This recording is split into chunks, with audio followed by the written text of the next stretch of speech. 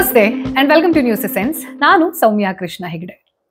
ಒಂದು ಸಮಾಜ ಹೇಗಿರಲೇಬಾರದು, ಹೇಗಿರಬೇಕು ಅನ್ನೋದಕ್ಕೆ ನಮ್ಮ ಹತ್ರ ಪಾಯಿಂಟ್ಸ್ ಇರದೇ ಇರಬಹುದು. ಆದ್ರೆ ಇವತ್ತಿನ ನ್ಯೂಸ್ ಸೆನ್ಸ್ ನ ಎಪಿಸೋಡ್ ನಲ್ಲಿ ಯಾವೆಲ್ಲ ಪಾಯಿಂಟ್ ಗಳನ್ನ ನಿಮ್ಮ ಮುಂದೆ ಇಡ್ತಾ ಹೋಗ್ತೀನಿ related to one single case. ನಮ್ಮ ಸಮಾಜ ಹೇಗೆ ಇರಲೇಬಾರದು ಅನ್ನೋದಕ್ಕೆ ನಿಮಗೆ ಸಾಕ್ಷ್ಯವನ್ನ, ಒಂದು ಮಾದರಿಯನ್ನ ತೆರೆದಿಡತ್ತೆ. ನೋಡ್ತಾ ಹೋಗೋಣ.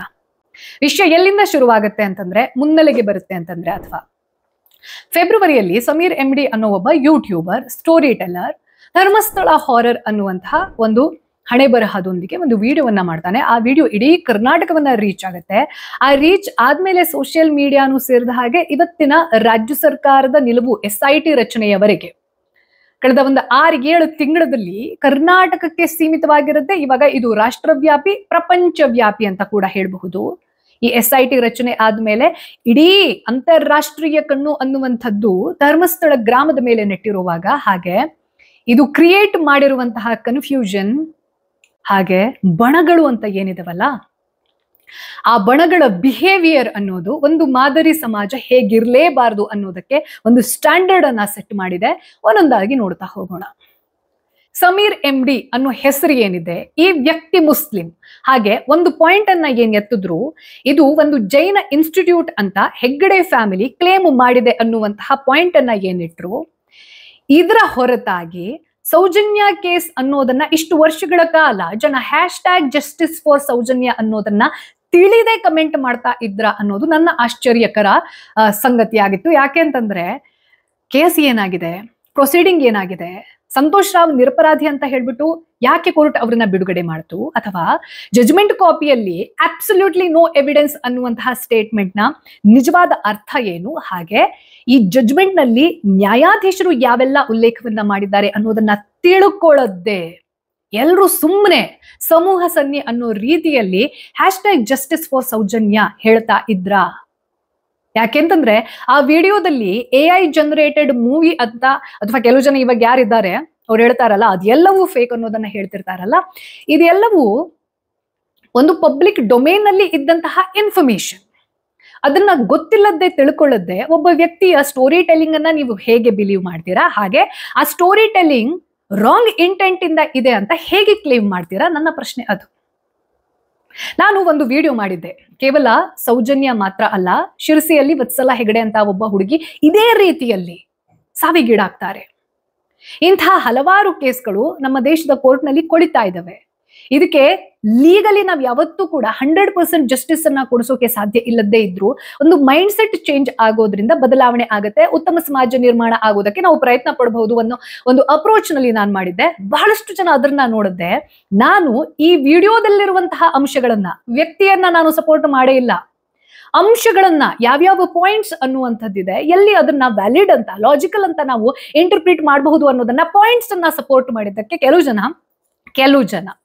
ಜನ ನನ್ನನ್ನ ಈಕೆ ಲೆಫ್ಟ್ ವಿಂಗ್, ಇವಳು ಮತ್ತೊಂದು ಮರದೊಂದು ಅನ್ನೋ ತರದಲ್ಲಿ ಹಣೆಪಟ್ಟಿಯ ಜೊತೆಗೆ ನನ್ನ ಇಮೇಜ್ ಅನ್ನ ಡ್ಯಾಮೇಜ್ ಮಾಡುವಂತಹ ಕ್ಷುಲ್ಲಕ ಪ್ರಯತ್ನಕ್ಕೆ ಇಳಿದ್ರು. ಬಟ್ ಜನ ನನ್ನ ಬೆಂಬಲಕ್ಕೆ ನಿಂತರು. ನೋಡಿ, ನಾನು ಯಾವುದೇ ಕೇಸ್ ಇರ್ಲಿ, ನಂಗೆ ಒಂದು ಕೇಸಿನ ಹಿಂದೆ ಬೀಳುವಂತಹ ಚಟ ಇಲ್ಲ, ಅಥವಾ ಯಾರೋ ಒಬ್ರು ಹೆದರ್ಸ್ಬಿಟ್ರು ಅಂದ ತಕ್ಷಣ ನಾನು ಆ ಕೇಸ್ನ ಬಗ್ಗೆ ಮಾತಾಡಲ್ಲ ಅಂತಾನು ಅಲ್ಲ.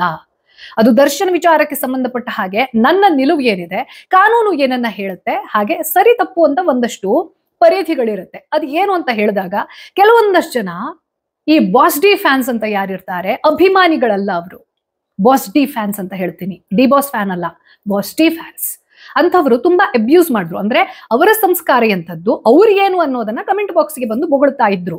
ನಾನು ಅದಕ್ಕೆ ಹೆದರ್ಲಿಲ್ಲ. ಆದ್ರೆ ಯಾರೂ ಕೂಡ ನನ್ನ ವಿರುದ್ಧವಾಗಿ ವ್ಯವಸ್ಥಿತವಾಗಿರುವಂತಹ ಷಡ್ಯಂತ್ರವನ್ನ ಮಾಡ್ಲಿಲ್ಲ. ಆದ್ರೆ ಈ ಕೇಸ್ನಲ್ಲಿ ನಾನು ಸೌಜನ್ಯಾಳನ್ನ ಕೊಂದವಳು ಯಾರು, ಈಗ ಸಂತೋಷ್ ರಾವ್ ನಿರಪರಾಧಿ ಅಂತ ಅಂದ್ರೆ ಅಪರಾಧಿ ಯಾರು, ಅದು ಯಾರೇ ಆಗಿರ್ಲಿ ಮತ್ತೆ ಇನ್ವೆಸ್ಟಿಗೇಟ್ ಮಾಡಿ. This is my point. My intent is women safety. ಸೌಜನ್ಯಾಳ ರೀತಿಯಲ್ಲಿ ಮತ್ತೊಬ್ಬ ಹುಡುಗಿ ಸಾಯಬಾರ್ದು. That is my intent. ಇದನ್ನ ನಾನು ಹೇಳ್ತಾ ಇರುವಾಗ ನನ್ನ ಅಗೇನೆಸ್ಟ್ ಒಂದು ವ್ಯವಸ್ಥಿತ ಷಡ್ಯಂತ್ರ ಅನ್ನೋದು ನಡೀತು. ಪ್ರೊಪಗ್ಯಾಂಡಾ ಅಂತ ಹೇಳ್ತಾರೆ, ಅದರ ವಿರುದ್ಧವಾಗಿಯೇ ನಾನು ಕಾನೂನು ಹೋರಾಟವನ್ನ ನಡೆಸ್ತಾ ಇರೋದು ಇವಾಗ. ಬಟ್ ನಾನು ಈ ವಿಮೆನ್ ಸೇಫ್ಟಿ ಹಾಗೆ ಸೌಜನ್ಯ ಪರವಾಗಿ ನಿಂತಿರುವಂತದ್ದು ಏನಿದೆ, 2012ರಲ್ಲೂ ನಾನು ಸೌಜನ್ಯ ಪರ, 22ರಲ್ಲೂ ಅವಳ ಪರ, 32ರಲ್ಲೂ ಅವಳ ಪರ. ಸೊ ಇದನ್ನ ರಾಂಗ್ ನರೇಟಿವ್ ಸೆಟ್ ಮಾಡಕ್ ಹೋಗಿರುವಂತಹ ಒಂದು ಗುಂಪಿದೆ. ಸೊ ಈ ಗುಂಪು ಏನಪ್ಪಾ ಅಂತಂದ್ರೆ, ಯಾರು ಸೌಜನ್ಯ ವಿಚಾರವನ್ನ ತೆಗಿತಾರೆ, ನಾನು ಎಲ್ಲೂ ಕೂಡ ಹೆಗ್ಗಡೆ ಕುಟುಂಬವನ್ನ ಟಾರ್ಗೆಟ್ ಮಾಡಿದ್ದಾಗ್ಲಿ ಅಥವಾ ಅವ್ರನ್ನ ಬಾಯಿಗೆ ಬಂದಂಗ್ ಬೈಯೋದಾಗ್ಲಿ ನಾನು ಯಾವತ್ತೂ ಕೂಡ ಯಾವುದೇ ವ್ಯಕ್ತಿಯನ್ನ ಹಳಿಯೋದಿಲ್ಲ. ವ್ಯಕ್ತಿತ್ವವನ್ನ ಅನಲೈಸ್ ಮಾಡ್ತೀನಿ. ವ್ಯಕ್ತಿತ್ವವನ್ನ ಇದರಿಂದ ನಾವ್ ಏನು ಆಗಬಾರ್ದು ಅನ್ನೋದನ್ನ ತಿಳ್ಕೊಳ್ಬಹುದು ಅಂತ ಹೇಳ್ತೀನಿ ವಿನಃ I never instigate person, I instigate and investigate personalities. ಅದನ್ನ ಮಾಡ್ತಾ ಇರೋವಾಗ ನನ್ನನ್ನ ಪರ್ಸನಲಿ ಟಾರ್ಗೆಟ್ ಮಾಡಿ ನೀವು ಮಾತಾಡಬಾರ್ದು ಅನ್ನೋ ತರದಲ್ಲಿ ಬೇರೆ ಬೇರೆ ರೀತಿ ಪ್ರೊಪಗ್ಯಾಂಡ ಮಾಡಕ್ ಹೋದ್ರು, ಅದರಲ್ಲಿ ಫೇಲ್ ಆದ್ರು. ಎನಿವೇಸ್, ಬಟ್ ಇಲ್ಲಿ ಪ್ರೊಪಗ್ಯಾಂಡ ನಡೆದಿದೆ ಅಂತಂದ್ರೆ, ವ್ಯವಸ್ಥಿತ ಷಡ್ಯಂತ್ರ ನಡೆದಿದೆ ಅಂತಂದ್ರೆ ಅಲ್ಲಿ ಫಂಡ್ ಆಗಿರ್ಲೇಬೇಕು. ಯಾಕೆಂತಂದ್ರೆ ಸುಮ್ಮನೆ ಕುತ್ಕೊಂಡು ಯಾರಿಗೂ ಕೆಟ್ಟದಾಗಿರೋ ಎಡಿಟ್ಸ್ ಅನ್ನ ಮಾಡೋದು, ಒಬ್ಬ ವ್ಯಕ್ತಿಯನ್ನ ರಾಂಗ್ ಆಗಿ ಪೋರ್ಟ್ರೇ ಮಾಡುವಂತಹ ಪ್ರಯತ್ನ ಮಾಡೋದಿದೆ ಅಲ್ಲ, ಇದು ಕೆಲಸ ಇಲ್ದೋಗಿರುವಂತಹ ವ್ಯಕ್ತಿಗಳು ಮಾಡಕ್ ಸಾಧ್ಯ ಇಲ್ಲ. ಈಗ ಕೆಲವೊಂದಷ್ಟು ಟ್ರೋಲ್ ಪೇಜ್ ಅವರು ಎಡಿಟ್ಸ್ ಅನ್ನ ಮಾಡ್ತಾರೆ, ಅಂದ್ರೆ ಯಾವುದೇ ವ್ಯಕ್ತಿಗತ ದ್ವೇಷವನ್ನ ಇಟ್ಕೊಳ್ಳದೆ ಜಸ್ಟ್ ಫಾರ್ ಫನ್ ಅನ್ನೋ ತರದಲ್ಲಿ ಮಾಡ್ತಾರೆ. ಅದನ್ನ ಬಿಟ್ಟು ಯಾರು ಸೌಜನ್ಯ ಪರವಾಗಿ ಮಾತಾಡ್ತಾರೆ ಅಂತವರನ್ನೇ ಟಾರ್ಗೆಟ್ ಮಾಡಿ ಅವರ ವಿರುದ್ಧವಾಗಿ ಕಮೆಂಟ್ ಹಾಕೋದು, ಅವರ ವಿರುದ್ಧವಾಗಿರುವಂತಹ ಒಂದಷ್ಟು ಫೇಕ್ ಅಕೌಂಟ್ ಗಳನ್ನ ಕ್ರಿಯೇಟ್ ಮಾಡೋದು, ರಾಂಗ್ ನರೇಟಿವ್ ಅನ್ನ ಸೆಟ್ ಮಾಡುವಂತ ಪ್ರಯತ್ನ ಮಾಡ್ತಾ ಇದ್ದಾರೆ ಅಂತಂದ್ರೆ this has vested interest, right? ಇನ್ನೊಂದು ಬಣ ಇದೆ. ಇಲ್ಲಿ ಧರ್ಮಸ್ಥಳದಲ್ಲಿ ಏನೇ ಆದ್ರೂ ಕೂಡ ಈ ಏನ್ ಹೇಳ್ತಾರೆ, ಅದು ಆಗೋದಕ್ಕೆಲ್ಲ ಶನೀಶ್ವರನೇ ಕಾರಣ ಅಂತ ಹೇಳೋ ಒಂದು ಗಾದೆ ಮಾತಿದೆ ಅಲ್ಲ, ಧರ್ಮಸ್ಥಳದಲ್ಲಿ ಸೊಳ್ಳೆ ಸತ್ತೋದ್ರು ಕೂಡ ಇವರೇ ಕಾರಣ, ಈ ಕುಟುಂಬದವರೇ ಕಾರಣ, ಇವರೇ ಮಾಡಿಸ್ತಿರೋದು, ಅವ್ರು ಹಂಗೆ ಇವ್ರು ಹಿಂಗೆ ಅನ್ನೋ ತರದಲ್ಲಿ ತುಂಬಾ ವ್ಯಕ್ತಿಗತವಾಗಿ ಬೈಯೋದು ಅಥವಾ ವ್ಯಕ್ತಿಗತವಾಗಿ ಟಾರ್ಗೆಟ್ ಮಾಡಿ ಎಲ್ಲದಕ್ಕೂ ಅವರೇ ಕಾರಣ ಅನ್ನೋದು ಅವರ ಅಂಬೋಣ. ಇವರ ಅಗೇನಿಸ್ಟ್ ಇರುವಂತಹ ಒಂದಷ್ಟು ಜನ ಏನಿದ್ದಾರೆ ಅವ್ರನ್ನ ಅವರು ಸತ್ಯಶೋಧಕ ಪತ್ರಕರ್ತ ಅಂತೆಲ್ಲ ಹೇಳ್ಕೊಂಡು ಅವ್ರಿಗೆ ಸರ್ಟಿಫಿಕೇಟ್ ಕೊಟ್ಕೊಂಡ್ಬಿಟ್ಟಿದ್ದಾರೆ. ಈ ಜರ್ನಲಿಸಮ್ ಅಲ್ಲಿ ಇವ್ರು ಜರ್ನಲಿಸ್ಟ್ ಅಲ್ಲ ಅಂತ ಹೇಳ್ಬಿಟ್ಟು ಯಾವುದೇ ಡಿಗ್ರಿ ಅಥವಾ ಸರ್ಟಿಫಿಕೇಟ್ ಅನ್ನೋದು ಇಲ್ಲ. ಆದ್ರೆ ಜರ್ನಲಿಸಮ್ಗೆ ಸರ್ಟಿಫಿಕೇಟ್ ಇದೆ, ಒಂದು ಸ್ಟ್ಯಾಂಡರ್ಡ್ ಅನ್ನೋದಿದೆ. ನಾವು ಒಬ್ಬ ವ್ಯಕ್ತಿಯನ್ನ ಕ್ರಿಟಿಸೈಸ್ ಮಾಡುವಾಗ ಯಾವ ಭಾಷೆಯಲ್ಲಿ ಕ್ರಿಟಿಸೈಸ್ ಮಾಡೋದು, ದಟ್ ಈಸ್ ಜರ್ನಲಿಸಮ್. ಅದನ್ನ ನೀವು ಕೆಟ್ಟ ಭಾಷೆ ಬಳಸಿ ಮನ್ಸಿ ಕಂಡಂಗೆ ಫಿಲ್ಟರ್ ಇಲ್ಲದೆ ಬೈತೀರಾ ಅಂತಂದ್ರೆ ದಟ್ ಇಸ್ ನಾಟ್ ಜರ್ನಲಿಸಮ್. ಆದ್ರೆ ಇಲ್ಲಿ ಇದೆ ಅಲ್ಲ, ಈ ಒಂದು ಕೇಸ್ನಲ್ಲಿ 1-2 ಜನ ವ್ಯಕ್ತಿ, ಒಬ್ಬ ತಾನು ಹಳೆ ತಲೆಮಾರಿನಿಂದನೂ ನಾನು ಜರ್ನಲಿಸ್ಟ್ ಅಂತ ಹೇಳ್ಕೊಂಡ್ಬಿಟ್ಟು, ನಾನು ಕನ್ನಡದ ಮೊದಲ ಯೂಟ್ಯೂಬರ್ ಅಂತ ಹೇಳ್ಕೊಂಡ್ಬಿಟ್ಟು ಒಂದಷ್ಟು ಮಾತುಗಳನ್ನ ಆಡ್ತಾ ಹೋಗ್ತಾರೆ. ಜನ ಅವ್ರನ್ನ ತುಂಬಾ, ಅಂದ್ರೆ ಇಡೀ ಕರ್ನಾಟಕವೇ ಎದ್ದು ಬಂದು ಕಮೆಂಟ್ ಬಾಕ್ಸ್ ನಲ್ಲಿ ಅವ್ರನ್ನ ಬ್ಯಾಡದೋಗಿರೋ ಸಂಸ್ಕೃತ ಭಾಷೆಲೆಲ್ಲ ಬೈದ್ಬಿಟ್ಟಿದ್ದಾರೆ. I don't belong there, but then ಜನರ ಆಕ್ರೋಶ ಆ ರೀತಿ ಇರೋದಕ್ಕೆ ಕೂಡ ಕಾರಣ ಇದೆ. ಹಾಗೆ ಇನ್ನೊಬ್ಬ ವ್ಯಕ್ತಿ ಮೊನ್ನೆ ಸುವರ್ಣ ನ್ಯೂಸ್ಗೆ ಹೋಗ್ಬಿಟ್ಟು ಒಂದು ಸಂದರ್ಶನವನ್ನ ಅಥವಾ ಜನರ ಜೊತೆ ನೇರವಾಗಿ ಮಾತುಕತೆ ಆಡೋದನ್ನ ನೀವು ನೋಡಿರ್ತೀರಾ. ಹಾಗೆ ಒಂದು ಕ್ಲಿಪ್ ಅನ್ನೋದು ತುಂಬಾ ವೈರಲ್ ಆಗುತ್ತೆ. ಅಗೇನ್ ಇಲ್ಲಿ ಒಂದು ಕೆಸರಚಾಟ ಅನ್ನೋದು ತುಂಬಾ ಅಗ್ಲಿ ಲೆವೆಲ್ ಅಲ್ಲಿ ನಡೀತು ಅಂತ ಹೇಳ್ಬಹುದು. ಸೊ ಸಮೀರ್ MD ಅನ್ನುವಂತಹ ವ್ಯಕ್ತಿ ಈ ವಸಂತ್ ಗಿಳಿಯಾರ್ ಹೇಳಿರುವಂತಹ ಕಾಮೆಂಟ್ ಅಂತ ಹೇಳ್ಬಿಟ್ಟು ಒಂದು ಮಾತನ್ನ ಆಡಿರ್ತಾರೆ. ಗರ್ಭಕೋಶಕ್ಕೆ ಸಂಬಂಧಪಟ್ಟ ಹಾಗೆ ರವಿ ಪೂಜಾರಿ ಅನ್ನೋ ವ್ಯಕ್ತಿ ಸತ್ತಾಗ ನಡೆದಿದ್ದು.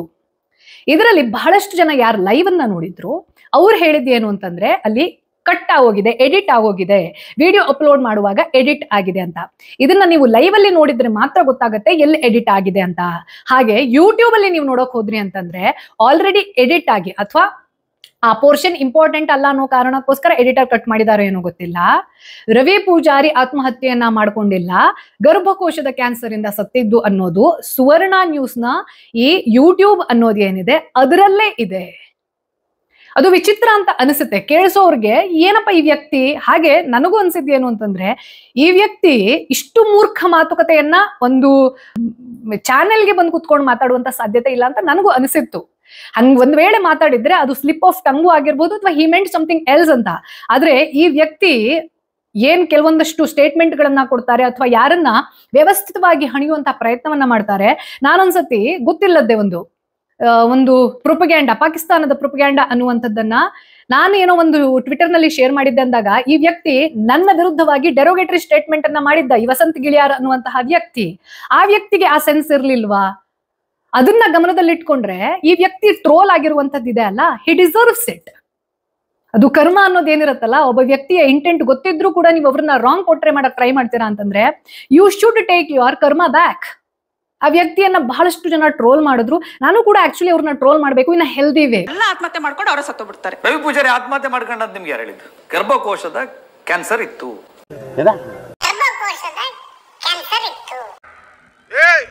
ಸಫೇದ್ ಕಪಡ ಓ ಗರ್ಭಕೋಶದ ಕ್ಯಾನ್ಸರ್ ಇತ್ತು. ಇದೆ, ಇಲ್ಲೊಂದು ಸಮಸ್ಯೆ ಖಂಡಿತ ಇದೆ. ಗರ್ಭಕೋಶದ ಕ್ಯಾನ್ಸರ್ ಇತ್ತು. ವಿಪರೀತವಾದ ನೋವು. ಅವರು ಪ್ರತಿದಿನ ಬೇರೆ ಏನೋ ಒಂದು ಬಹಳ ಸಂಕಟ ಪಡ್ತಾ ಇದ್ರು. ಆ ನೋವನ್ನ ತಾಳಲಿಕ್ಕಾಗದೆ ಬಾವಿಗೆ ಧುಮುಕಿ ಆತ್ಮಹತ್ಯೆ ಮಾಡ್ಕೊಳ್ತಾರೆ. ಓ ಮೈ ಗಾಡ್. ನನ್ಗೆ ಯಾವುದೇ ವ್ಯಕ್ತಿಯ ಮೇಲೆ ಪರ್ಸನಲ್ ಗ್ರಡ್ಜ್ ಅನ್ನೋದಿಲ್ಲ, ಬಿಕಾಸ್ ಆ ಗ್ರಡ್ಜ್ ಅನ್ನೋದು ನಮಗೆ ಪಾಯ್ಸನ್ ಕ್ರಿಯೇಟ್ ಮಾಡುತ್ತೆ. That is the intent. ಆದ್ರೆ ಈ ವ್ಯಕ್ತಿ ಹಾಗೂ ಈ ವ್ಯಕ್ತಿ ಆಪರೇಟ್ ಮಾಡ್ತಾ ಇರುವಂತಹ ಬಹಳಷ್ಟು ಜನರು ಅಥವಾ ಆ ಒಂದು ಗುಂಪು ಅನ್ನುವಂಥದ್ದು ಏನಿದೆ ಅಲ್ಲ, ಅದರ ಇಂಟೆಂಟ್ ಒಂದೇ, ನಾವು ಅವ್ರ ಪರ. ಸೊ ಯಾರು ನೀವು ಸೌಜನ್ಯ ಪರವಾಗಿ ಮಾತಾಡ್ತಿರೋ ಅವ್ರು ಎಲ್ಲರ ವಿರುದ್ಧ ನಾವು. ಬಿಕಾಸ್ ನೀವ್ ಎಲ್ರು ಸೌಜನ್ಯ ಪರ ಅಂತಂದ್ರೆ ನೀವು ಹೆಗ್ಗಡೆ ಕುಟುಂಬವನ್ನ ಟಾರ್ಗೆಟ್ ಮಾಡ್ತಿದ್ದೀರಾ ಅನ್ನೋ. See, my intent is very clear. I stand with Sowjanya. ಅಥವಾ ಯಾರ್ಯಾರು ಸತ್ತು ಹೋಗಿದ್ದಾರೆ ಅಲ್ಲಿ ಅಂತ ಹೇಳಲಾಗ್ತಾ ಇದೆ, ಅದು ಒಂದ್ ವೇಳೆ ಪ್ರೂವ್ ಆಯ್ತು ಅಂತಂದ್ರೆ ನೊಂದವರ ಪರ. ಯಾರು ಸತ್ತೋಗಿದ್ದಾರೆ, ಯಾರಿಗೆ ವಾಯ್ಸೇ ಇಲ್ಲ, ಮುಂದ್ ಯಾರಿಗೂ ಹಾಗಾಗ್ಬಾರ್ದು ಅನ್ನೋ ಕಾರಣಕ್ಕೋಸ್ಕರ ನಾನು ಅವರ ಪರ. ಅದರ ಅರ್ಥ ನಾನು ಯಾರೋ ವಿರುದ್ಧ ನಿಂತಿದ್ದೀನಿ ಅಂತ ಅಲ್ಲ. Every time you need not to be against somebody. I stand with truth. Let the truth reveal itself. So ಈ ಎರಡು ಬಣದ್ದು ಒಂದಷ್ಟು ಹೊಡೆದಾಟ ನಡೀತಾ ಇದ್ರೆ ಇವರಿಬ್ಬರ ಅಜೆಂಡಾ ಏನು, ಇವರಿಬ್ಬರಿಗೆ ಯಾರು ಪೇಮೆಂಟ್ ಮಾಡಿದ್ದಾರೆ ಅಥವಾ ಪೇಮೆಂಟ್ ಇಲ್ಲದೆ ಅವರ ಸೆಲ್ಫ್ ಇಂಟ್ರೆಸ್ಟ್ ಇರಬಹುದು. ಅದು ಎಲ್ಲ ಸರ್ತಿನೂ ಪೇಮೆಂಟ್ ಮಾಡಿದ್ರೆ ಮಾತಾಡ್ತಾರೆ, ಯೂಸ್ಗೋಸ್ಕರೇ ಮಾತಾಡ್ತಾರೆ. Not necessary. ಪರ್ಸನಲ್ ಇಂಟ್ರೆಸ್ಟ್ ಅನ್ನೋದು ಒಂದಿರುತ್ತೆ ರೀ. ಈ ಕೇಸ್ನ ಕೇಳಿಸ್ಕೊಂಡಾಗ ಅಥವಾ ನೋಡಿದಾಗ ಸಾಮಾನ್ಯ ಮನುಷ್ಯ ಆದ್ರೂ ಕೂಡ ಅವನಿಗೆ ಕ್ಯೂರಿಯಾಸಿಟಿ ಬರುತ್ತೆ. ಇದೊಂದು ಎಂಡ್ ಆದ್ರೆ ಸಾಕಪ್ಪ, ಇದಕ್ಕೊಂದು ಲಾಜಿಕಲ್ ಎಂಡ್ ಸಿಕ್ಕಿದ್ರೆ ನಾನು ಮನೆಯಲ್ಲಿ ನೆಮ್ಮದಿಯಿಂದ ಮಲ್ಗಕ್ ಸಾಧ್ಯ. ನನ್ನ ದೇಶದ ಕಾನೂನಿನ ಮೇಲೆ, ಪೊಲೀಸ್ ವ್ಯವಸ್ಥೆಯ ಮೇಲೆ ನನಗೆ ಉಳಿದಿರೋ 1% ನಂಬಿಕೆ ಮತ್ತೆ ಉಳಿಸಿಕೊಳ್ಳೋಕ್ ಸಾಧ್ಯ. ನನ್ನ ಪ್ರಕಾರ ಬಹಳಷ್ಟು ಜನಕ್ಕೆ ಇರುವಂತಹ ಆಸೆ ಒಂದೇ, ಈ ಕೇಸ್ಗೆ ಒಂದು ಲಾಜಿಕಲ್ ಎಂಡ್ ಸಿಕ್ತು ಅಂತಂದ್ರೆ ನಾನು ನೆಮ್ಮದಿಯಾಗಿರಬಹುದು. ರೈಟ್? ಇದೆಲ್ಲದ್ರ ನಡುವೆ ಇವರಿಬ್ರು ಹೊಡೆದಾಟ, ಬಡದಾಟ, ಪರ್ಸನಲ್ ಅಟ್ಯಾಕು ಅದು ಎಷ್ಟು ಅಗ್ಲಿ ಲೆವೆಲ್ಗೆ ಹೋಯ್ತು ಅಂತಂದ್ರೆ ಇಲ್ಲಿ ಏನ್ ನಡೀತಾ ಇದೆ ಅನ್ನೋದನ್ನ ಒಂದಷ್ಟು ಜನ ಯೂಟ್ಯೂಬರ್ಸ್ ಸತತವಾಗಿ ರಿಪೋರ್ಟ್ ಮಾಡ್ತಾ ಬಂದಿದ್ದಾರೆ. ಹಾಗೆ ಆ ಒಂದಷ್ಟು ಜನ ಯೂಟ್ಯೂಬರ್ಸ್ ಯಾರಿದ್ದಾರೆ ಅವರು ಅದನ್ನ ತುಂಬಾ ಪರ್ಸನಲ್ ಆಗಿ ತಗೊಳ್ಳದೆ ಇರಬಹುದಿತ್ತು ಅಂತ ನನ್ನ ಭಾವನೆ. ಯಾವುದೇ ವ್ಯಕ್ತಿಯನ್ನ ಅವರ ವ್ಯಕ್ತಿತ್ವವನ್ನ ಕ್ರಿಟಿಸೈಸ್ ಮಾಡಿ ಅವರಿಗೆ ಒಂದು ಟ್ಯಾಗ್ ಕೊಡೋದು, ಅವ್ರನ್ನ ಕಾಮಾಂಧರು ಅಂತಾನೆ ಪದೇ ಪದೇ ಕರಿತಾ ಇರುವಂತದ್ದು ಏನಿದೆ ಅಲ್ಲ, ಪ್ರೂಫ್ ಇಲ್ಲದೆ ಅದು ವ್ಯಕ್ತಿಗತವಾಗಿ ನನಗೆ ಸರಿ ಅನಿಸೋದಿಲ್ಲ. ಅದ್ರ ಅರ್ಥ ನೀವು ಅವ್ರು ಹಂಗ್ ಮಾತಾಡ್ತಿದ್ದಾರೆ ಅನ್ನೋ ಕಾರಣಕ್ಕೋಸ್ಕರ ನಿಮ್ಮ ಇಮೋಷನ್ ಅಂತಾನೆ ಅನ್ಕೋಣ. ಕೆಲವು ಜನ ಹೇಳ್ತಾ ಇರೋದು, ಮೊನ್ನೆ ಧರ್ಮಸ್ಥಳದಲ್ಲಿ ಈ ಯೂಟ್ಯೂಬರ್ಸ್ ಮೇಲೆ ಏನ್ ಹಲ್ಲೆ ನಡೀತು, ಹೊಡೆದಾಟ ಅನ್ನೋದು ನಡೀತಲ್ಲ, ಅದನ್ನ ಒಂದು ಡಿ ಗ್ಯಾಂಗ್ ಮಾಡಿಸಿದೆ ಅಂತ ಏನ್ ಹೇಳ್ತಿರ್ತಾರೆ. ಓಕೆ, ಅದು ಮಾಡಿಸಿದ್ಯೋ ಇಲ್ವೋ ಅನ್ನೋದು ಇನ್ವೆಸ್ಟಿಗೇಟ್ ಆಗ್ಲಿ. ಒಂದ್ ವೇಳೆ ಅದು ಯಾರು ಮಾಡಿಸಿದ್ದಲ್ಲ, ಜನರಿಗೆ ಬೇಜಾರಾಗಿ ನಮ್ಮ ಊರಿನ ಬಗ್ಗೆ ಹಿಂಗ್ ರಾಂಗ್ ನರೇಷನ್ ಹೋಗ್ತಾ ಇದೆ, ಜನ ತಪ್ಪು ತಿಳ್ಕೊಳ್ತಿದ್ದಾರೆ ಅನ್ನೋ ಒಂದು ಪರ್ಸನಲ್ ಇಮೋಷನ್ ನಲ್ಲಿ ಬಂದು ಹೊಡೆದ್ರು ಅಂತಾನು ತಿಳ್ಕೊಳ್ಳಿ. That is not right. ನೀವು ವಾರ್ನಿಂಗ್ ಕೊಡಿ, ರಿಕ್ವೆಸ್ಟ್ ಮಾಡಿ, ಲೀಗಲಿ ಬ್ಯಾಟಲ್ ನಡೆಸಿ. ಅದನ್ನ ಬಿಟ್ಬಿಟ್ಟು ಗುಂಡಾಗಳ ರೀತಿಯಲ್ಲಿ ನೀನ್ ಯಾರೋ ನಮ್ ಬಗ್ಗೆ ಮಾತಾಡೋಕೆ, ದೇವಸ್ಥಾನದ ಬಗ್ಗೆ ಅಪಪ್ರಚಾರ ಮಾಡ್ತಿದ್ಯಾ ಅನ್ನೋ ತರದ ರಾಂಗ್ ನರೇಷನ್ ನೊಂದಿಗೆ ಅಥವಾ ರಾಂಗ್ ಅಂಡರ್ಸ್ಟ್ಯಾಂಡಿಂಗ್ ನೊಂದಿಗೆ ರಾಂಗ್ ಇಮೋಷನ್ಗೆ ಬಂದು ಒಬ್ಬರನ್ನ ಹೊಳಿತೀರಾ, ಚರಂಡಿಗೆ ಹಾಕಿ ತುಳಿತೀರಾ ಅಂತಂದ್ರೆ ಇದೀಗ ಸಂಸ್ಕಾರ? ಇಂಥವ್ರಿಂದ ಧರ್ಮಸ್ಥಳ ಗ್ರಾಮದ ಮರ್ಯಾದೆ ಉಳಿಯತ್ತಾ ಅಥವಾ ಇನ್ನೂ ಹಾಳಾಗತ್ತಾ? ನೀವ್ ಲೆಕ್ಕ ಹಾಕೊಳ್ಳಿ. ಅವ್ರು ಯಾರ್ದಾರು ಪರವಾಗಿ ಬಂದಿದ್ರ, ಪೇಮೆಂಟ್ ಆಗಿ ಬಂದಿದ್ರ, ಯಾವುದೋ ಒಂದು ಗ್ಯಾಂಗ, ಇನ್ವೆಸ್ಟಿಗೇಟ್ ಆಗ್ಲಿ. ಅದಕ್ಕೆ ನಾನು ಇವ್ರು ಮಾಡಿರೋದನ್ನು ಸರಿ ಅಂತ ಹೇಳೋದಿಲ್ಲ. ಹಾಗೆ ಅದರ ವಿರುದ್ಧವಾಗಿ ನಿಲ್ಬೇಕು ಅಂತಂದ್ರೆ ನೀವು ಹೊಡೆದಾಟ ಮಾಡೋದಲ್ಲ. ಸಂವಿಧಾನ ಯಾವಾಗ ನಿಮ್ಗೆ ರೈಟ್ ಅನ್ನ ಕೊಡುತ್ತೆ ಗೊತ್ತಾ? ಯಾರೋ ಒಬ್ರು ನಿಮ್ಮನ್ನ ಸಾಯಿಸಕ್ ಬರ್ತಾರಲ್ವಾ, ಸ್ವಂತ ರಕ್ಷಣೆ ಅನ್ನೋದ್ರ ರೈಟ್ ಅನ್ನ ಕೊಡುತ್ತೆ. ಯಾರೋ ಒಬ್ರಿಗೆ ಕೈ ಮಾಡೋದು ಅಥವಾ ಯಾರೋ ಒಬ್ರಿಗೆ ಧಮಕಿ ಹಾಕೋದು, ಯಾರೋ ಒಬ್ರಿಗೆ ನೀವು ಮಾಡಂಗಿಲ್ಲ, ಮಾತಾಡಂಗಿಲ್ಲ ಅಂತ ಹೇಳೋದಲ್ಲ. ಇದ್ಯಾವುದು ಕೂಡ ಯಾವುದೇ ದೇಶದ ಕಾನೂನಿನಲ್ಲಿ ಸಂವಿಧಾನ ಹೇಳೋಕೆ ಸಾಧ್ಯ ಇಲ್ಲ. ಇದೆಲ್ಲದ್ರ ನಡುವೆ ಒಂದಷ್ಟು ಜನರಿಗೆ ಈ ಸೌಜನ್ಯ ಕೇಸ್ ಅನ್ನುವಂಥದ್ದು ಕೇವಲ ಒಂದು ಕಾಂಟೆಂಟ್. ಒಬ್ಬ ವ್ಯಕ್ತಿ ಅವ್ನು ಯಾರಂತಾನೆ ಗೊತ್ತಿರ್ಲಿಲ್ಲ ನನ್ಗೆ, ಪಾದಯಾತ್ರೆ ಮಾಡ್ತೀವಿ ಅಂತ ಹೋಗ್ಬಿಟ್ಟು ಅಲ್ಲಿ ಧರ್ಮಸ್ಥಳದ ಹೆಬ್ಬಾಗಿಲಿನ ಹತ್ರ ನಿಂತ್ಕೊಂಡು ನ್ಯೂಸೆನ್ಸ್ ಅನ್ನ, ಲಿಟ್ರಲಿ ನ್ಯೂಸೆನ್ಸ್ ಅಂತವ್ರನ್ನ ಪೊಲೀಸರು ಒದ್ದು ಹೆಂಗ್ ಒಳಗಡೆ ಹಾಕ್ಬೇಕು ಅಂತಂದ್ರೆ ಇನ್ನೊಂದ್ 4 ವರ್ಷ ಹೊರಗಡೆ ಬರಬಾರ್ದು. ಒಂದು ಸೆನ್ಸಿಟಿವ್ ವಿಚಾರವನ್ನ ನೀವು ನಿಮ್ಮ ಕಾಂಟೆಂಟ್ಗೋಸ್ಕರ, ನಿಮ್ಮ ಹೆಸರಿಗೋಸ್ಕರ, ನಿಮ್ಮ ಕುಖ್ಯಾತಿಗೋಸ್ಕರ ಬಳಸ್ಕೊಂಡು ಸಮಾಜದಲ್ಲಿ ಇನ್ನಷ್ಟು ಅಶಾಂತಿಯನ್ನ ಎಬ್ಬಿಸ್ತೀರಾ ಅಂತಂದ್ರೆ this is a terror act only. ಎಲ್ಲಿ ನಮಗೆ ಶಮನ ಮಾಡಕ್ ಸಾಧ್ಯ ಇಲ್ವೋ, ಗಾಯವನ್ನ ಗುಣ ಮಾಡಕ್ ಸಾಧ್ಯ ಇಲ್ವೋ ಅಲ್ಲಿ ಉಪ್ಪು ಹಾಕಕ್ ಹೋಗ್ಬಾರ್ದು.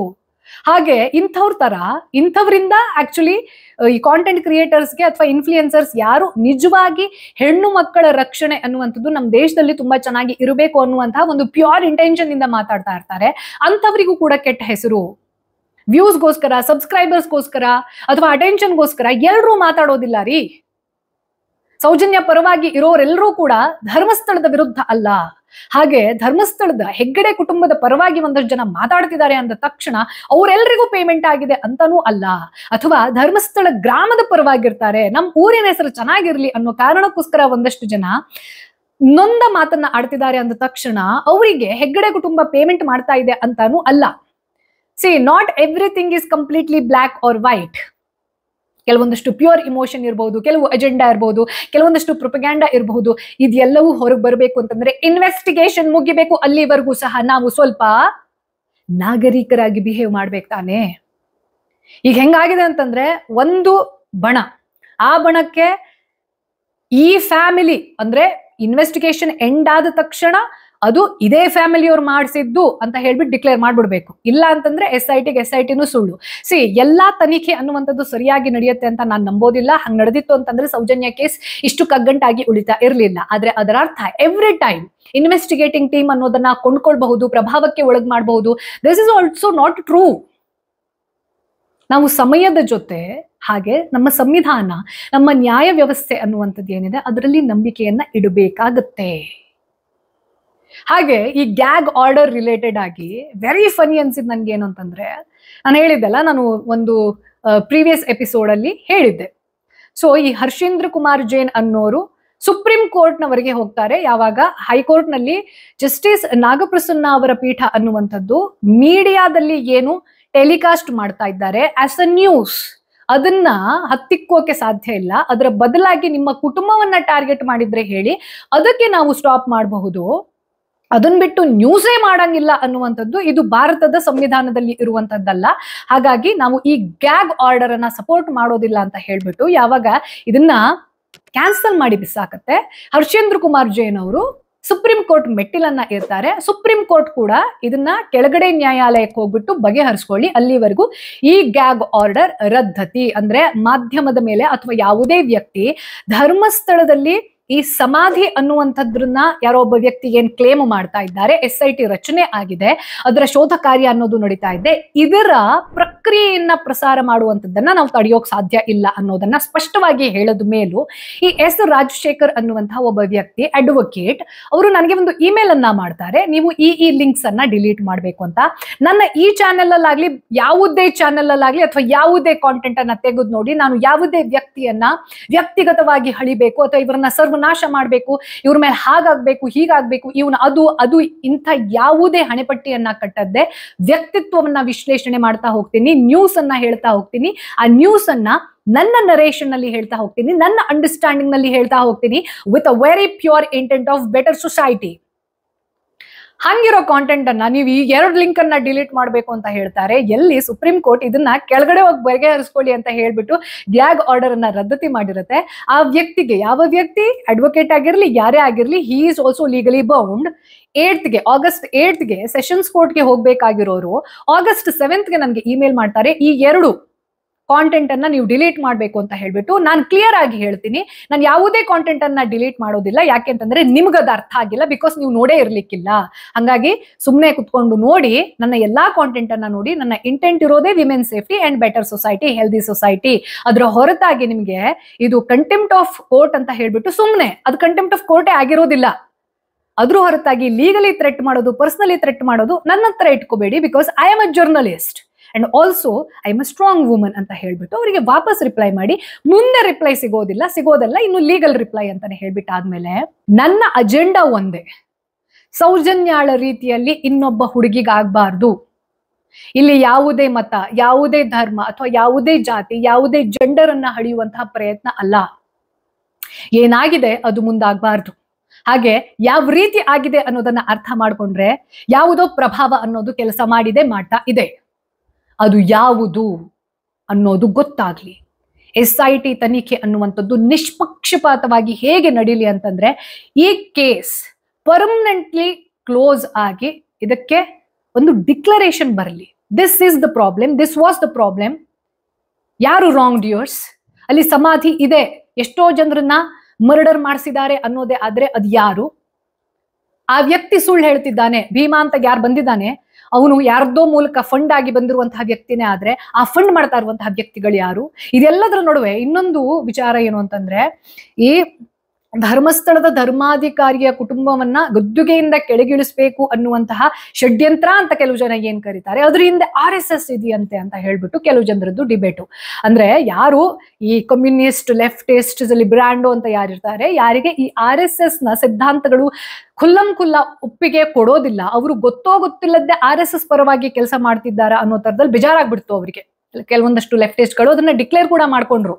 ಇದ್ರ ಹಿಂದೆ ಒಂದ್ ವೇಳೆ RSS ಇತ್ತು ಅಂತಂದ್ರೆ, ಅಂದ್ರೆ ಒಂದು ಜೈನ್ ಫ್ಯಾಮಿಲಿ ನಮ್ಮ ಹಿಂದೂ ದೇವಸ್ಥಾನವನ್ನ ನಡೆಸೋದು ಬೇಡ ಅನ್ನುವಂಥದ್ದೇ ಇತ್ತು ಅಂತಂದ್ರೆ, ನಾನು ಈ ಧರ್ಮಸ್ಥಳದ ಹಿಸ್ಟ್ರಿಯನ್ನ ಕುರಿತ ಹಾಗೆ ಈಗಾಗಲೇ ಒಂದು ಎಪಿಸೋಡ್ ಅನ್ನ ಮಾಡಿದೀನಿ ನನ್ನ ಇನ್ನೊಂದು ಯೂಟ್ಯೂಬ್ ಚಾನೆಲ್ ಸನಾತನ ಕಥನದಲ್ಲಿ. ಇದರ ಹಿಸ್ಟ್ರಿ ಏನು ಅಂದ್ರೆ, ಈ ಫ್ಯಾಮಿಲಿಯವ್ರು ಹೇಳ್ಕೊಂಡು ಬಂದಿರೋದು ಏನು, ಹಾಗೆ ಒಬ್ಬ ಹಿಸ್ಟೋರಿಯನ್ ಧರ್ಮಸ್ಥಳದ ಆಡಳಿತವನ್ನ ಕುರಿತ ಹಾಗೆ ಏನೇನಲ್ಲ ತಮ್ಮ ಒಂದು ಪುಸ್ತಕದಲ್ಲಿ ಏನಿದೆಯೋ ಎಕ್ಸಾಕ್ಟ್ ಅದನ್ನೇ ಹೇಳಿದೀನಿ ನಾನು. ದಯವಿಟ್ಟು ಈ ಎಪಿಸೋಡ್ ಆದ್ಮೇಲೆ ಅದನ್ನ ನೋಡಿ ನೀವು. ಸೊ ಹಿಂಗಿರುವಾಗ ಎಲ್ಲೆಲ್ಲೆಲ್ಲೆಲ್ಲಿ ಸಮಸ್ಯೆ ಇದೆ, ಇತಿಹಾಸ ಏನಿದೆ, ನಮ್ಮ ವರ್ತಮಾನ ಏನಿದೆ ಅನ್ನೋದನ್ನ ಅರ್ಥ ಮಾಡ್ಕೊಂಡ್ವಿ ಅಂತಂದ್ರೆ ನಮ್ಮ ಫ್ಯೂಚರ್ ಅನ್ನ ಬೆಟರ್ ಮಾಡುವಂತಹ ಆಪ್ಷನ್ಸ್ ನಮ್ಮ ಕೈಯಲ್ಲಿ ಇರುತ್ತೆ ಅನ್ನೋದು ನನ್ನ ಇಂಟೆನ್ಷನ್. ಅಲ್ಲಿ ಸೌಜನ್ಯ ಅನ್ನೋ ಹುಡುಗಿ ಸತ್ತೇ ಇರ್ಲಿಲ್ಲ ಅಂತಂದ್ರೆ ನಾನು ಮಾತಾಡ್ತಿರ್ಲಿಲ್ಲ, ಅಥವಾ ಅವಳು ಯಾವ್ದೋ ಆಕ್ಸಿಡೆಂಟ್ ಅಲ್ಲಿ ಹೋಗ್ಬಿಟ್ಟಿದ್ಲು, ಯಾವ್ದೋ ರೋಗವನ್ನು ತೀರ್ಕೊಂಡ್ಬಿಟ್ಟಿದ್ಲು ಅಂತಂದ್ರೆ ನಾವ್ ಯಾರು ಕೂಡ ಇಷ್ಟು ಇಮೋಷನಲಿ ಡಿಸ್ಟರ್ಬ್ ಆಗ್ತಾ ಇರ್ಲಿಲ್ಲ. ಅಲ್ಲಿ ಬಂದಿರೋರೆಲ್ಲ ಮುಕ್ತಿಗೋಸ್ಕರ ಸುಸೈಡ್ ಮಾಡ್ಕೊಂಡ್ಬಿಡ್ತಾರೆ ಅಂತ ಕೆಲವು ಜನ ಈ ಸೋಕಾಲ್ಡ್ ಪತ್ರಕರ್ತರು ಅಂತ ಅವ್ರು ಕರ್ಕೊಳ್ತಾರೆ. ಮತ್ತೆ ಅಂಥ ಒನ್ ಸೈಡೆಡ್ ಸ್ಟೇಟ್ಮೆಂಟ್ ಅನ್ನ ಯಾರೂ ಕೊಡೋಕ್ ಸಾಧ್ಯ ಇಲ್ಲ. ಇಡೀ ಪ್ರಪಂಚದಲ್ಲಿ ಇವತ್ತಿಗೂ ಎಲ್ಲಿ ಹೋದ್ರೂ ಮುಕ್ತಿ ಸಿಗುತ್ತೆ ಅಂತ, ಎಲ್ಲಿ ಸತ್ರೆ ಪರ್ಮನೆಂಟ್ಲಿ ನಮ್ಗೆ ಶಾಂತಿ ಸಿಗುತ್ತೆ ಅಂತ ಹೇಳ್ತಾರೆ ಅಂತಂದ್ರೆ ಅದು ಕಾಶಿ. ಅಂಥ ಕಾಶಿಯಲ್ಲಿ ಸಿಗದಷ್ಟು ಹೆಣಗಳು ಇಲ್ಲಿ ಯಾಕೆ ಸಿಗ್ತಾ ಇದ್ವು? ಹಾಗೆ ಆವತ್ತಿನ ಕಾಲಘಟ್ಟದಿಂದ ಇವತ್ತಿನವರೆಗೆ ನಡೀತಾ ಇರುವಂತಹ ಕೆಲವೊಂದಷ್ಟು ಸನ್ನಿವೇಶಗಳನ್ನ ನೋಡಿದ್ರೆ ಬಂದಿರೋರೆಲ್ಲ ಆತ್ಮಹತ್ಯೆ ಮಾಡ್ಕೊಂಡೇ ಹೋಗ್ಬಿಟ್ಟಿದ್ದಾರೆ ಅನ್ನೋದು ಸಹ ಸತ್ಯಕ್ಕೆ ದೂರವಾಗಿರೋ ಮಾತು. ಹಾಗೆ ಅಲ್ಲಿ ಬಂದಿರೋರ್ನೆಲ್ಲ ಒಂದು ಫ್ಯಾಮಿಲಿಯವರು ಟಾರ್ಗೆಟ್ ಮಾಡ್ಕೊಂಡಾಗ್ಬಿಟ್ಟಿದ್ದಾರೆ ಅನ್ನೋದು ಕೂಡ ಸತ್ಯಕ್ಕೆ ದೂರವಾಗಿರುವಂತಹ ವಿಚಾರ. There is definitely something which we don't know clearly. ಅದು ಏನು ಅಂತ ಗೊತ್ತಾಗಕ್ಕೆ SIT ಫಾರ್ಮ್ ಆಗಿರೋದು. ಅಂಡ್ ಹೋಪ್ಫುಲಿ ಈ ಎಲ್ಲಾ ಬಣಗಳಿದಾವೆಲ್ಲ, ಯಾರು ಒಂದಷ್ಟು ಜನ ಇವರೇ ಮಾಡಿಸಿರೋದು ಅಂತ ಹೇಳ್ತಾರೆ, ಯಾರು ಒಂದಷ್ಟು ಜನ ಇವ್ರು ಮಾಡ್ಸೋಕ್ ಚಾನ್ಸೇ ಇಲ್ಲ ಅಂತ ಹೇಳ್ತಾರೆ. ಹಾಗೆ ಕೆಲವೊಂದಷ್ಟು ಜನ ನೋಡಿ, ಮೊನ್ನೆ ವಸಂತ್ ಗಿಳಿಯಾರ್ ಒಂದು ಸ್ಟೇಟ್ಮೆಂಟ್ ಅನ್ನ ಕೊಡ್ತಾರೆ. ಅವರು ಈ ಸಂತೋಷ್ ರಾವ್ ನಿರಪರಾಧಿ ಆಗೋದಕ್ಕೆ ಪ್ರಾಸಿಕ್ಯೂಷನ್ನೇ ಕಾರಣ. ಅಂದ್ರೆ ಏನೇನ್ ಪಾಯಿಂಟ್ಸ್ ಇರುತ್ತೆ ಅದನ್ನ ಅಲ್ಲಿರುವಂತಹ ಜಡ್ಜ್ಗೆ ಅಥವಾ ಆ ಒಂದು ಬೆಂಚ್ಗೆ ಕನ್ವಿನ್ಸ್ ಮಾಡುವಲ್ಲಿ ಲಾಯರ್ಸ್ ಫೇಲ್ ಆಗಿದ್ದಾರೆ ಅಥವಾ ಬ್ರೈಬ್ ಆಗ್ಬಿಟ್ಟು ಫೇಲ್ ಆಗಿದ್ದಾರೆ ಇಂಟೆನ್ಷನಲಿ ಅನ್ನುವಂಥ ಸ್ಟೇಟ್ಮೆಂಟ್ ಅನ್ನ ಕೊಡ್ತಾರಲ್ಲ. ಅಂದ್ರೆ ಆ ನ್ಯಾಯಾಧೀಶರ ಸ್ಥಾನದಲ್ಲಿ ಕೂತ್ಕೊಂಡಿರೋರ್ಗೆ ಸ್ವಂತಿಕೆ ಅನ್ನುವಂಥದ್ದೇ ಇಲ್ಲ ಅನ್ನೋ ತರದಲ್ಲಿ ಮಾತಾಡಿದ್ರು. ಇದು ನ್ಯಾಯಾಂಗ ನಿಂದನೆ ಅಲ್ವಾ ಅನ್ನೋದು ನನ್ನ ಪ್ರಶ್ನೆ. ಯಾವುದೇ ಫ್ಯಾಮಿಲಿಯನ್ನ ಕಟಕಟೆಯಲ್ಲಿ ನಿಲ್ಸೋದು ಬೇಡ, ಹಾಗೆ ಅವರಿಗೆ ಕ್ಲೀನ್ ಚಿಟ್ ಅನ್ನ ನಾವು ಡಿಕ್ಲೇರ್ ಮಾಡೋದು ಬೇಡ. ಅಲ್ಲಿ ನಡೆದಿರುವಂತಹ ಎಲ್ಲಾ ವಿಚಾರಗಳನ್ನ ಗಮನಿಸಿದಾಗ ಇದು ಸಹಜತೆ ಅಲ್ಲ. This is very clear. ನಾನು ಇವರೇ ಮಾಡಿದ್ದಾರೆ, ಅವರೇ ಮಾಡಿದ್ದಾರೆ, ಇವರೇ ಮಾಡಿಸಿದ್ದಾರೆ, ಇವ್ರು ಮಾಡಿಸಿಲ್ಲ, ಇದು ಯಾವುದನ್ನು ಹೇಳಕ್ಕೂ ಯಾರಿಗೂ ರೈಟ್ಸ್ ಇಲ್ಲ. ಆದ್ರೆ ಒಂದಷ್ಟು ಪ್ಯಾಟರ್ನ್ ಅನ್ನ ನೋಡಿದಾಗ, ಒಂದಷ್ಟು ಪಾಯಿಂಟ್ಸ್ ಅನ್ನ ನೋಡಿದಾಗ ಅದು ಟ್ಯಾಲಿ ಆಗ್ತಾ ಬರುತ್ತೆ. ಅದರ ಅರ್ಥ ನಾವೇ ಕುತ್ಕೊಂಡು ಡಿಕ್ಲರೇಷನ್ ಅನ್ನ ಕೊಟ್ಬಿಟ್ಟು ಇವ್ರನ್ನ ಗಲ್ಲಿಗೇರಿಸಿ ಅಂತ ಹೇಳುವಂಥದ್ದು ಈ ದೇಶದ ವ್ಯವಸ್ಥೆ ಅಲ್ಲ. ಅದನ್ನ ಮಾಡಕ್ ಬೇರೆಯವರಿದ್ದಾರೆ. ಅವ್ರ ಮೇಲೆ ಒಂದ್ಸತಿ ನಂಬಿಕೆ ಹೋಯ್ತು ಅಂದ ತಕ್ಷಣ ಎಲ್ಲಾ ಸರ್ತಿ ಹಂಗೆ ಆಗುತ್ತೆ ಅಂತ ಹೇಳೋಕ್ ಸಾಧ್ಯ ಇಲ್ಲ. ಯಾಕೆ ಅಂತಂದ್ರೆ ಈ ಒಂದು ದೇಶದಲ್ಲಿ ಆಸಾರಾಮ್ ಬಾಪು ಅನ್ನುವಂತಹ ಒಬ್ಬ ವ್ಯಕ್ತಿಯನ್ನ ಎಲ್ಲಾ ಪೊಲಿಟಿಕಲ್ ಪಾರ್ಟಿಯವರು ಸಪೋರ್ಟ್ ಮಾಡ್ತಾ ಇದ್ದಂತಹ ವ್ಯಕ್ತಿ, irrespective of political difference, religious difference, ಆ ವ್ಯಕ್ತಿಯನ್ನ ಸಪೋರ್ಟ್ ಮಾಡ್ತಾ ಮಾಡ್ತಾ ಇದ್ರು ಕೂಡ ಈ ದೇಶದ ಕಾನೂನು ವ್ಯವಸ್ಥೆ, ನ್ಯಾಯಾಂಗ ವ್ಯವಸ್ಥೆ ಅನ್ನುವಂಥದ್ದು ಅಂಥ ವ್ಯಕ್ತಿಯನ್ನ ಕನ್ವಿಕ್ಟ್ ಮಾಡುವಲ್ಲಿ ಯಶಸ್ಸನ್ನ ಹೊಂದಿತು ಅಂತಂದ್ರೆ ವಿ ಶುಡ್ ಹ್ಯಾವ್ ಹೋಪ್ಸ್. ಹಾಗೆ ಬಹಳಷ್ಟು ಕೇಸ್ಗಳು ಎಷ್ಟೋ ವರ್ಷಗಳು ನಡೆದು ಹೋಗಿದಾವೆ. ಅದು ನಡೆದು ಹೋಗುತ್ತೆ ಅನ್ನೋ ಕಾರಣಕ್ಕೋಸ್ಕರ ನಾವೆಲ್ಲ ಕೈಕಟ್ಟು ಕೂರ್ಬೇಕಾಗಿಲ್ಲ. ಯಾಕೆ ಅಂತಂದ್ರೆ ನಾವು ಮಾತಾಡೋದೇ ನಮ್ಮನೆ ಸೇಫ್ ಆಗಿರೋದಿಲ್ಲ. ವೆರಿ ಅನ್ಫಾರ್ಚುನೇಟ್ ಸಿಚುವೇಶನ್ ಏನು ಅಂತಂದ್ರೆ ನಮ್ಗೆಲ್ಲರಿಗೂ ಕೂಡ ಭಗತ್ ಸಿಂಗ್ ಬೇಕು, ಸಮಾಜವನ್ನ ಬದಲಾವಣೆ ಮಾಡ್ಬೇಕು, ಆದ್ರೆ ನಾನ್ ಮಾಡಬಾರ್ದು, ನಾನ್ ಸೇಫ್ ಆಗಿರ್ಬೇಕು. ಈ ಒಂದು ಸಿದ್ಧಾಂತ ಅನ್ನುವಂಥದ್ದು ಏನಿದೆ ಅಲ್ಲ, ಅಂದ್ರೆ ತಮಾಷೆ ನೋಡೋ ಸಿದ್ಧಾಂತ ಇದು. ಎಲ್ರು ಕಿತ್ತಾಡ್ಲಿ, ಏನ್ ಬೇಕಾದ್ರೂ ಆಗ್ಲಿ, ಸಿನಿಮಾದಲ್ಲಿ ಕ್ಲೈಮ್ಯಾಕ್ಸ್ ಏನಾಗುತ್ತೆ ಅಲ್ಲಿವರೆಗೂ ನಾನು ಸ್ಪೆಕ್ಟೇಟರ್ ಆಗಿರ್ತೀನಿ, ನಾನು ಯಾವುದೇ ಭಾವನೆ ಹೊಂದೋದಿಲ್ಲ, ನಾನು ಯಾರನ್ನೂ ಸಪೋರ್ಟ್ ಮಾಡೋದಿಲ್ಲ, ಸುಮ್ಮನೆ ನಾನು ತಮಾಷೆ ನೋಡ್ತೀನಿ ಇದನ್ನ ಅನ್ನೋದಿದೆ ಅಲ್ಲ, ಇದು ಟಾಕ್ಸಿಕ್ ಬಣ. ಈ ಎಲ್ಲ ಹೇಳಿರುವಂತಹ ಬಣಕ್ಕಿಂತ ಟಾಕ್ಸಿಕ್ ಯಾವ್ದಾದ್ರು ಇದೆ ಅಂತಂದ್ರೆ ಬಹುಶಃ ಇದು. ಸೊ ಸೌಜನ್ಯ ಕೇಸಿಂದ ಇವಾಗ ಧರ್ಮಸ್ಥಳದಲ್ಲಿ ಮಾಸ್ ಬರಿಯಲ್ ಆಗಿದೆ ಅಂತ ಏನ್ ಹೇಳಲಾಗ್ತಾ ಇದೆ, ಇಲ್ಲಿಯವರೆಗಿನ ಒಂದು 7 ತಿಂಗಳಲ್ಲಿ ನಾವು ಸೋಷಿಯಲ್ ಮೀಡಿಯಾದಲ್ಲಿ ಎಸ್ಪೆಷಲಿ ನನಗೆ ಬೇಜಾರಾಗಿದ್ದು ಎಲ್ಲಿ ಅಂತಂದ್ರೆ, ಈ ಕೆಲವೊಂದಷ್ಟು ಮೀಡಿಯಾ ಹೌಸ್ ತಮ್ಮನ್ನ ತಾವು ಏನ್ ದೊಡ್ಡ ನಾವೇ ಜರ್ನಲಿಸ್ಟ್ಗಳು, ನಾವೇ ಜರ್ನಲಿಸಂ ಉಳಿಸಿರೋರು ಅನ್ನೋ ತರದಲ್ಲಿ ಹೇಳ್ತಾರಲ್ಲ, ಯೂಟ್ಯೂಬರ್ಸ್ ಅನ್ನ ಜಸ್ಟ್ ಈ ಯೂಟ್ಯೂಬರ್ಸ್ ಅನ್ನೋ ತರದಲ್ಲಿ ಮಾತಾಡ್ತಾರಲ್ಲ, ಈ ಯೂಟ್ಯೂಬರ್ಸ್ ಅಲ್ಲಿ ಕೆಲವು ಜನರಿಗೆ ಇರುವಂತಹ journalism ethics and morality main stream journalism ನಲ್ಲಿ ಇಲ್ಲ. ನೀವು ಯಾವ್ದಾದ್ರು ಚಾನೆಲ್ ಅವರು ಯಾವ್ದೋ ಒಂದು ತಪ್ಪು ನ್ಯೂಸ್ ಅನ್ನ ಹಾಕಿ ನೆಕ್ಸ್ಟ್ ಡೇ ನಾವು ತಪ್ಪು ನ್ಯೂಸ್ ಅನ್ನ ಹಾಕ್ಬಿಟ್ಟಿದ್ವಿ, ತಪ್ಪಾಯ್ತು ಅಂತ ಕೇಳ್ತೀವಿ ಅಂತ ಹೇಳ್ಬಿಟ್ಟು ಯಾರು ಹೇಳಿದಾರದನ್ನ ಕೇಳಿದಿರಾ ನೀವು? ಅದೇ ಯಾವ ಕಾಂಟೆಂಟ್ ಕ್ರಿಯೇಟರ್ಸ್ ಇರ್ತಾರೆ, ಸ್ಟೋರಿ ಟೆಲ್ಲರ್ಸ್ ಇರ್ತಾರೆ, ತಮ್ಮ ಆಡಿಯನ್ಸ್ ಜೊತೆ ಕನ್ಫೆಸ್ ಮಾಡ್ಕೊಳ್ತಾರೆ, ನನಗೆ ನಿನ್ನೆ ಇನ್ಫಾರ್ಮೇಶನ್ ರಾಂಗ್ ಇತ್ತು ಇದು, ಹಾಗಾಗಿ ನಾನು ಸಾರಿ ಕೇಳ್ತೀನಿ ನಿಮ್ಮ ಹತ್ರ, ನೆಕ್ಸ್ಟ್ ಬರುವಾಗ ಇನ್ನೂ ಸ್ವಲ್ಪ ಅಥೆಂಟಿಕ್ ಆಗಿ ನಾನು ಇದನ್ನ ನಿಮ್ಗೆ ರೀಚ್ ಮಾಡಿಸೋಕೆ ಪ್ರಯತ್ನ ಪಡ್ತೀನಿ ಅನ್ನೋ ಆನೆಸ್ಟಿಯನ್ನ ಡಿಕ್ಲೇರ್ ಮಾಡ್ಕೊಳ್ತಾರೆ. ಆದ್ರೆ ಯಾವುದೇ ಮೀಡಿಯಾ ಹೌಸ್ ಇವತ್ತಿನವರೆಗೆ ಹೇಳಿ ನನಗೆ, ನಾವು ಮಾಡಿದ್ದು ನಿನ್ನೆ ಟೆಲಿಕಾಸ್ಟ್ ಮಾಡಿದ್ದು ರಾಂಗ್ ಇಂಟೆಂಟ್ ನಿಂದ ನಮ್ಗೆ ಯಾರ್ದೋ ಮೇಲೆ ಗ್ರಜ್ ಇತ್ತು, ಅಥವಾ ನಮಗೆ ನಾವು ಮೀಡಿಯಾ ಅನ್ನೋ ಈಗೋ ಇತ್ತು, ಅದಕ್ಕೋಸ್ಕರ ಆ ನ್ಯೂಸ್ ಅನ್ನ ಪಬ್ಲಿಷ್ ಮಾಡಿದ್ವಿ, ಇವತ್ ನಮಗೆ ಜ್ಞಾನೋದಯ ಆಗಿದೆ ನಾವು ಮಾಡಿದ್ದು ತಪ್ಪು ಅಂತ, ಸೊ ನಾವು ನಿಮ್ಗೆ ಸಾರಿ ಕೇಳ್ತೀವಿ ಅಂತ ಯಾರು ಹೇಳಿದಾರಾ ಅಥವಾ ಹೇಳ್ತಾರಾ? ನೋಡಿ, ಈ ಯೂಟ್ಯೂಬರ್ಸ್ ಗಳಿಗೆ ಧರ್ಮದೇಟು ಅಂತ ಯಾರು ಡಿಕ್ಲೇರ್ ಮಾಡಿದ್ರಿ, ತಮ್ಮ ರಿಪೋರ್ಟರ್ಸ್ ಮೇಲೆ ಹಲ್ಲೆ ಅಂತ ಹಾಕ್ತಾರೆ. ಇವರಿಗೆ ಧರ್ಮದೇಟು ಕೊಟ್ಟಿದ್ದಾರೆ ಅಂತಂದ್ರೆ ಅವರಿಗೂ ತಾನೇ ಧರ್ಮದೇಟು ಕೊಟ್ಟಿರೋದು. ಯಾಕೆಂತಂದ್ರೆ ಈಗ ಧರ್ಮಸ್ಥಳದಲ್ಲಿ ಯಾರು ಟೆಂಪಲ್ನ ಪರವಾಗಿದ್ದಾರೆ, ನಮ್ ಟೆಂಪಲ್ಗೆ ಯಾವುದೇ ಕಳಂಕ ಬರಬಾರ್ದಪ್ಪ ಅನ್ನೋದು ಅವ್ರ ಇಂಟೆನ್ಷನ್ ಇತ್ತು ತಿಳ್ಕೊಳ್ಳಿ. ಅಂತವ್ರು ಬಂದು ಇವ್ರಿಗೆರಡು ಬಿಗಿದ್ರು ಅಂತಾನೆ ತಿಳ್ಕೊಳ್ಳೋಣ. ಅದನ್ನ ನೀವು ಧರ್ಮದೇಟು ಅಂತ ಕರಿತೀರಾ ಅಂತಂದ್ರೆ, ಅದೇ ಧರ್ಮಸ್ಥಳ ಗ್ರಾಮದಲ್ಲಿ ಸೌಜನ್ಯ ಪರವಾಗಿ 10-12 ವರ್ಷದಿಂದ ಹೋರಾಟ ಮಾಡ್ಕೊಂಡು ಬಂದವರಿಗೂ ಅದೇ ಇಮೋಷನ್ ಇರುತ್ತೆ.